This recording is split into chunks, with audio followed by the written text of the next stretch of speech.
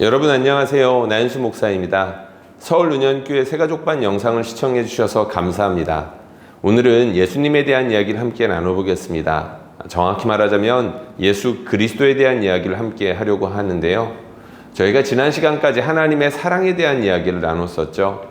사람들은 하나님을 끊임없이 불신하고 그로 인하여서 하나님으로부터 심판받을 위치에 있으면서 참혹한 인생을 살아갈 수밖에 없었다고 했습니다. 모든 관계가 깨어질 대로 깨어지면서 그야말로 각자 도생의 세상, 약육강식의 세상에서 하나님 형상 이하의 수준으로 그런 끔찍한 삶을 살아야만 했다, 이런 이야기를 했었죠. 그러나 하나님은 그런 사람들을 내버려 두시지 않았습니다. 특별히 한 사람 한 사람, 특별히 어떤 민족을 선택하시면서 우리 하나님께서 얼마나 좋은 분이신지, 우리 하나님이 얼마나 능력이 대단한 분이신지를 끊임없이 드러내셨다, 이런 이야기를 했었습니다. 그런데 그 중에 중요한 방식 하나가 무엇이었냐면 약속, 맹세였다는 이야기를 했었죠. 우리 하나님께서 끊임없이 자기의 백성들, 선택한 하나님의 사람들을 끊임없이 구원하시되 거기에 머무르는 것이 아니라 장차 때가 되면 하나님께서 이 세상을 완전히 회복하실 것이다. 우리 하나님께서 이 땅 가운데 잃어버렸던 하나님의 자신의 아름다운 주권을 회복하실 것이다, 이런 약속과 맹세를 끊임없이 자신의 사람들에게 주셨다는 이야기를 했습니다.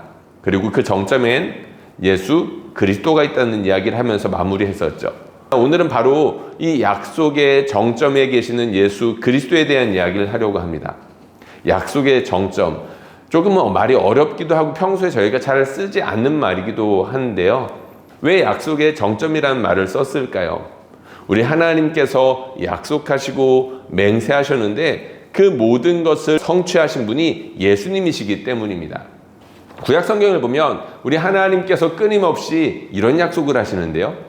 내가 때가 되면 메시아를 보내줄 거야. 내가 때가 되면 메시아를 보내서 이 땅 가운데 나의 통치를 완전히 실현할 거야, 이런 이야기를 하십니다. 그러니까 하나님께서 때가 되면 이 땅 가운데 잃어버렸던 자신의 주권과 자신의 아름다운 사랑을 이 세상 가운데 완전하게 드러내게 될 그 날이 오게 될 거야, 메시아를 통해서 그렇게 약속하셨다는 것입니다. 예수님은 하나님께서 보내주시기로 약속하셨던 메시아, 곧 그리스도셨습니다. 그런데 예수님께서 이 땅에 오신 모습은 모든 사람들을 충격에 빠뜨리기에 부족함이 없었습니다. 무슨 말이냐면 사람들은 하나님께서 메시아를 보내줄 거야, 메시아를 보내줄 거야 라고 하셨는데 이 세상을 회복하실 분이라면 위엄이 대단하고 능력이 엄청난 분이셔야 된다라고 생각을 하고 있었거든요. 그런데 예수님께서 정작 이 세상 가운데 오신 모습은 지극히 초라했습니다. 1번에 보면 예수님의 성육신에 대한 이야기를 하고 있는데요. 말씀 몇 구절 인용해 놓았습니다. 하나님은 한 분이시요 또 하나님과 사람 사이의 중보자도 한 분이시니 곧 사람이신 그리스도 예수라. 우리 하나님께서 이 땅 가운데 메시아를 보내주신다면 어떤 신적인 존재, 신적인 능력을 나타내는 그런 존재가 와야 했습니다. 적어도 사람이 온다면 그런 하나님의 위엄을 보여줄 수 있는 능력이 출중한 모습으로 왔어야 된다는 거죠. 근데 성경에서 강조하고 있는 것, 특별히 신약 성경에서 강조하고 있는 것은 그 그리스도가 사람이셨다는 겁니다. 이 말은 위엄이 대단했다라는 말이기보다는 우리와 똑같이 연약한 육신을 입고 오셨다는 것을 뜻합니다. 그 밑에 보면 또 이런 말씀도 있죠. 우리에게 있는 제사장은 우리의 연약함을 동정하지 못하실 리가 아니요 모든 일에 우리와 똑같이 시험을 받으신 이로되 죄는 없으시니라. 아멘. 우리 예수님의 모습에 대해서 신약의 저자들이 이렇게 평가를 했다는 겁니다. 그분이 약속하신 메시아가 확실한데 그분은 우리와 똑같이 죄의 시험을 받을 수 있는 분이시고 유혹을 받을 수 있는 그런 모습으로 이 땅 가운데 오셨어. 이것이 확실해 라고 이야기했습니다. 예수님께서 이 땅에 오신 지 얼마 되지 않았던 1세기, 2세기에도 예수님이 정말로 사람이셨는지에 대한 논쟁이 끊이지 않았습니다. 신이 사람이 되었다는 사실이 워낙 충격적이고 받아들이기 힘든 사건이었기 때문입니다. 하지만 복음서를 비롯한 초대교회의 여러 기록은 하나같이 예수님의 신성뿐 아니라 인성에 대해서 말하고 그 의미에 대해서 자세하게 기록했습니다. 예수님은 하나님의 아들로서 하나님과 죄인들 사이에 계시며 다리가 되어 주셨습니다. 예수님께서 사람으로 오신 이유에 대해서 정리를 해본 것입니다. 예수님께서 왜 우리와 같이 연약한 육신의 모습을 가지고 사람으로 이 땅 가운데 오셨을까요? 우리의 모습을 동정하시기 위해서, 단순히 동정심을 발휘하는 것이 아니라 우리를 구체적으로 도우시기 위해서, 우리를 하나님과 중간에서 연결하시기 위해서 일부러 사람이 되셨다, 이런 신학적인 해석을 복음서와 그리고 여러 신약의 기자들이 하고 있다는 것입니다. 그렇다면 우리 예수님께서 사람으로 오셔서 이 땅 가운데에서 행하신 구체적인 일들이 무엇일까요? 그리고 그 중에서 가장 중요한 일들이 무엇일까요? 두 번째 제목에 제가 써놓았죠. 예수님의 죽음과 부활입니다.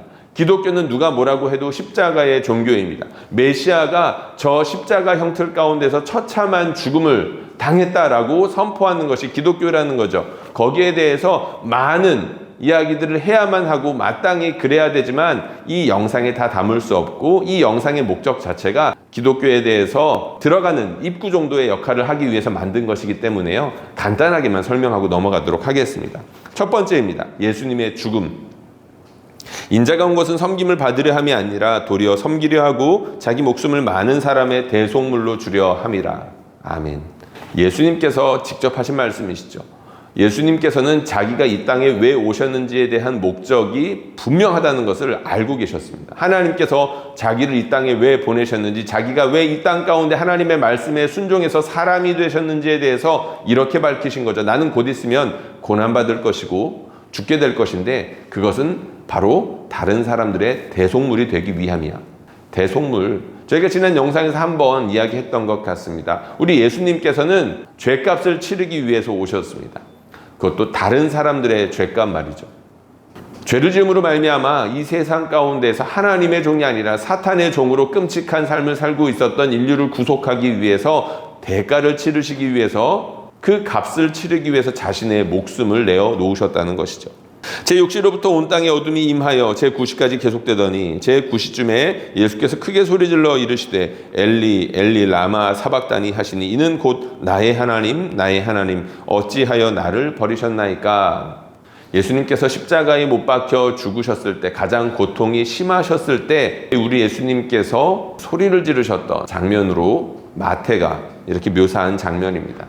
어찌하여 나를 버리셨나이까.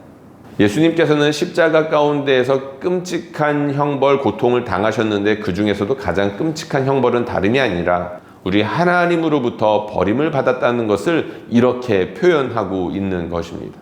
예수님께서는 값을 치르기 위해서 오셨다 그랬죠. 모든 사람들이 하나님께 죄를 짓고 하나님으로부터 심판 아래에 놓여 있었습니다. 결국에는 궁극적인 심판을 기다리는 비극적인 상황 가운데 있었는데 그 심판을 우리 예수님께서 십자가 가운데서 받으셨다는 것을 예수님이 친히 이렇게 표현하셨다는 것이죠. 다음에 이런 이야기가 있습니다. 친히 나무에 달려 그 몸으로 우리 죄를 담당하셨으니 이는 우리로 죄에 대하여 죽고 의에 대하여 살게 하려 하심이라. 그가 채찍에 맞음으로 너희는 나음을 얻었으니. 아멘. 예수님 가장 가까이서 예수님을 모셨던 베드로라는 사도가 쓴 말입니다. 예수님의 죽음에 대해서 이런 해석을 달고 있는 것이죠. 그리고 말미에 그가 채찍에 맞음으로 우리가 나음을 입었도다. 이사야 선지자가 수백 년 전에 예수님을 내다보면서 예언했던 그 말씀입니다. 메시아가 이 땅에 오셔서 마치 종의 모습이 되셔서 고난을 받으실 것이고 끔찍하게 고통받으실 것인데 그 이유가 바로 다른 사람 때문이라는 거죠. 1세기 로마의 세계에서 십자가형은 가장 끔찍한 형벌이었습니다. 중죄인, 그 중에서도 나라를 전복하기 위하여 군사반란, 테러 등을 꾸미거나 벌였던 사람에게 주어지는 형벌이 십자가형이었습니다. 함부로 로마에 대항하지 말고 로마의 법을 따르라는 위협을 주기 위한 가혹한 벌이었습니다. 그런데 복음서나 신약의 다른 부분들은 십자가의 이러한 잔인함에 대한 내용보다는 그것이 우리에게 주는 의미에 치중하고 있습니다. 특별히 우리의 죄를 대신하여 예수님께서 십자가 위에서 그 대가를 치르셨다는 뜻이 매우 중요합니다. 예수님은 신이시기 때문에 그분이 부활하셨다는 것은 그리 놀라운 일이 아닐 수 있습니다. 하지만 영원 전부터 불멸하는 신이 인간이 되셨고 죽기까지 하셨다는 것은 놀라지 않을 수 없는 엄청난 일입니다. 신이시니까 부활하는 건 어쩌면 당연한 일이고 쉬운 일일 수 있다는 거죠. 그런데 영원전부터 영원까지 죽을 수 없는 하나님이 사람이 되셨고 죽으셨다는 사실은 감히 사람으로서 상상하기 어려운 영역이고 왜 그렇게까지 하셔야 됐는지 질문하지 않을 수 없는 그런 일이라는 것입니다. 놀라운 일이라는 것이죠. 예수님의 죽음의 의미, 그 깊이가 너무나도 깊고 넓어서 예수님의 제자들 역시 그 의미에 대해서 다양하면서도 여러 비유들을 쓰며 그 십자가의 의미에 대해서 풀어주곤 했었습니다. 그러나 그것을 우리가 이해하는 것이 너무나도 어렵고 그리고 단순하게 받아들이는 것이 쉽지 않아서 2000년 기독교 역사 가운데 그 십자가의 의미에 대해서 풀어온 것, 바로 그것이 기독교의 역사이고 기독교 해석의 역사라고 할 수 있을 정도입니다. 그만큼 십자가의 의미가 심오하다라는 것이죠. 그러나 중요한 것, 예수님께서 그 심오한 의미를 드러낸 십자가 가운데에서 가장 강조하셨던 것은 다름 아니라 대속물, 다른 사람들을 대신하여 값을 치르셨다는 바로 그 의미였습니다. 제자들 역시 그것을 강조했고요. 그리고 예수님의 죽음은 죽음으로 머물지 않았습니다. 그 다음 장면을 한번 보겠습니다. 예수님의 부활입니다. 하나님께서 그를 사망의 고통에서 풀어 살리셨으니 이는 그가 사망에 매여 있을 수 없었음이라. 예수님께서 다시 살아나신 이후에 제자들이 완전히 달라졌죠.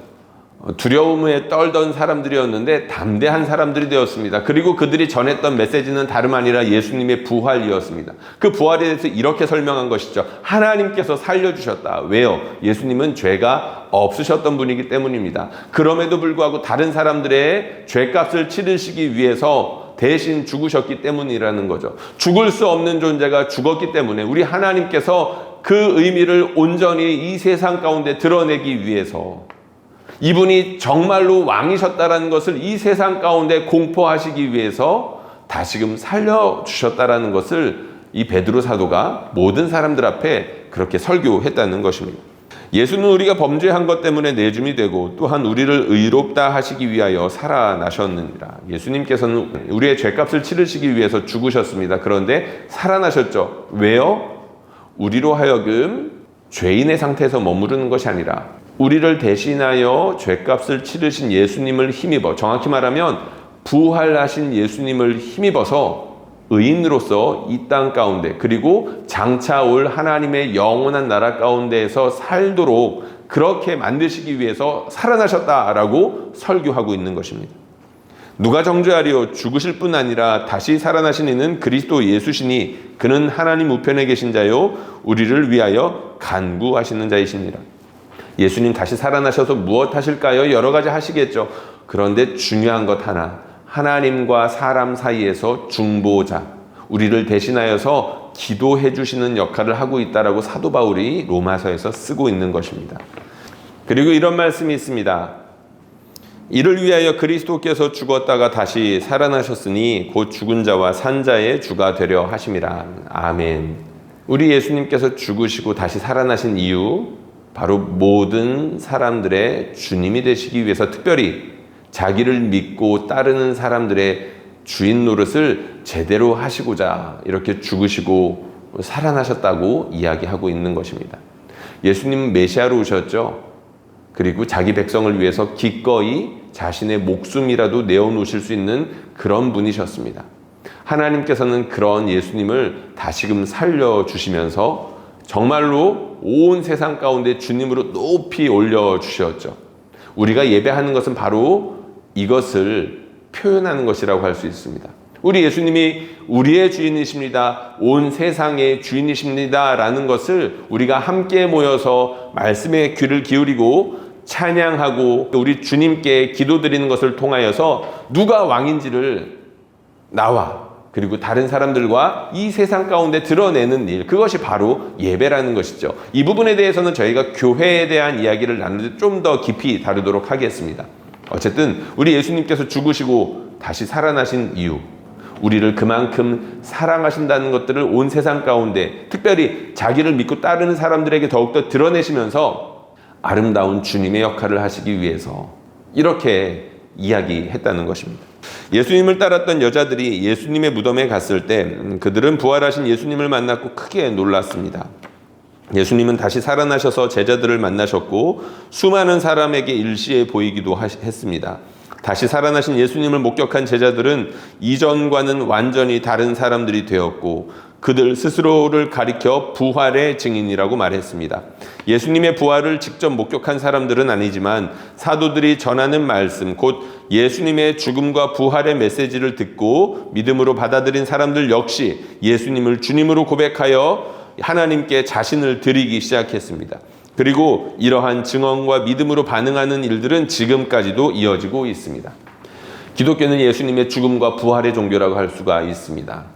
예수님께서 나를 대신하여서 죗값을 치르셨다. 나를 섬기시기 위해서 그렇게 끔찍한 고난을 당하셨다는 것을 받아들이고 그에 인격적으로 반응하는 것이고요. 예수님이 단지 죽으셨을 뿐만 아니라 다시금 살아나셔서 지금도 살아계신 하나님과 함께 계시며 자기를 믿고 따르는 사람들을 위하여 끊임없이 돕고 계시는 분으로서 우리를 도우시지만 참된 왕으로서 섬기는 왕으로서 여전히 우리와 함께 하신다는 것을 믿는 종교라는 것이죠. 예수님의 죽음과 부활을 선포하는 가운데 우리 하나님께서 함께 하시면서 그것을 직접 목격한 사람들이 아니라 할지라도 그것을 받아들이면서 자신의 삶으로 그렇게 전인격적으로 반응하는 사람들을 위해서 함께 행하십니다. 그 역사가 지금까지 기독교의 역사라는 것이고 앞으로도 이어질 기독교의 미래라는 것이죠. 사도들은 집요할 정도로 예수님의 죽음과 부활을 열심히 전했습니다. 그것이 우리의 영원한 생명과 직결되며 새로운 세상을 여는 대사건이라고 말합니다. 예수님을 믿는다는 것은 예수님의 죽음과 부활이 나의 영원한 생명을 위해 행하신 하나님의 큰일임을 믿는 것입니다. 동시에 이 세상에 하나님의 나라가 시작되었음을 믿는 것이고 내가 그 나라의 백성으로서 그 나라의 주인이신 예수님을 따라서 살겠다는 결단과 순종을 뜻합니다. 다음 시간에는 예수님으로 인하여 시작된 하나님의 나라가 무엇이고 우리가 그 나라의 백성이 되었다는 소식이 왜 복음인지를 함께 나눠보겠습니다. 예수님의 죽음과 부활은 믿는 사람 개인에게만 해당이 되는 것이 아닙니다. 물론 그 개인이 예수님의 죽음과 부활을 믿음으로 말미암아 예수님과 함께 완전히 새로운 사람, 하나님께 받아들여진 특별한 자녀가 되었는데 거기서 그치는 것이 아니라 예수님의 죽음과 부활은 이 세상 가운데 완전히 새로운 세상, 그러니까 하나님께서 새롭게 열어 제치신 우리 하나님의 통치가 본격적으로 시작되었다는 것을 보여주는 아주 특별한 대사건이었다는 것이죠. 우리 예수님은 그것을 하나님의 나라라고 표현했는데 거기에 대해서는 우리가 다음 시간에 좀 더 자세하게 살펴보도록 하겠습니다. 질문이 있습니다. 예수님의 죽음과 부활을 생각할 때 마음에 와닿는 부분은 무엇인가요? 혹은 예수님의 죽음과 부활을 생각할 때 이성적으로 질문이 생기는 부분은 어떤 것인가요? 둘 중 하나만 답하셔도 되고 둘 다 답해 보셔도 좋습니다. 기독교는 예수님의 죽음과 부활을 가장 중요하게 생각하는 종교입니다. 그것이 나의 영원한 생명과 직결이 되며 온 세상의 운명을 완전히 뒤바꿔 놓는 그런 새로운 대사건이라는 것을 받아들이는 종교라는 것이죠. 그런데 이런 것이 마음으로 완벽하게 이해가 되는 것이 아니라 우리의 마음을 건드리고 그리고 그 건드리는 것을 통하여서 완전히 새로운 삶을 시작할 수 있게끔 이끄는 중요한 원동력으로 작용을 합니다. 설명하기 쉽지 않지만 그것이 내 마음 가운데에서 분명히 그런 작용을 한다는 것이죠. 여기에 대해서 한번 생각을 해보자는 것입니다. 질문이 있으면 질문을 해도 좋다는 것이고요. 영상 시청해 주셔서 감사합니다.